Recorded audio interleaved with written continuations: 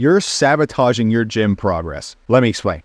If you're anything like me, you feel like you're in a never-ending cycle of comparing yourself to other gym goers. It's literally like you're trapped in a real-life bodybuilding competition where everyone else seems to be winning the trophy. You're just minding your own business, only to look around and see Hulk-like humans lifting weights that defy the laws of physics. Meanwhile, you're over there contemplating whether your bicep curl counts as a full rep. But that's why I'm going to help you overcome this hurdle. Because realistically, it's only human to size up our progress against people who seem light years ahead of us. We all want to be on the top. We want to be the strongest. So when you see people doing better than you, it makes you question your progress. And worst of all, if you don't find a way to stop comparing yourself to others, it could leave you in a sort of comparison quicksand, where you're permanently stuck behind the people you're comparing yourself to. But in reality, it's really easy to break free from this paralyzing self-doubt and get back on track. And it's going to be hard at first because you're going to want to compare yourself to others.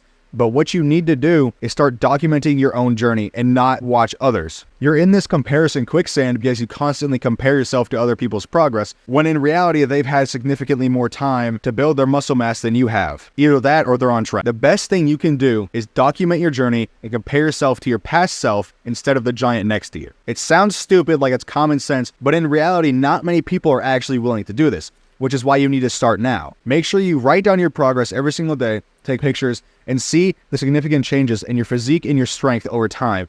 And I guarantee you, you will be much happier and you'll get rid of that body dysmorphia. Make sure you subscribe for more videos.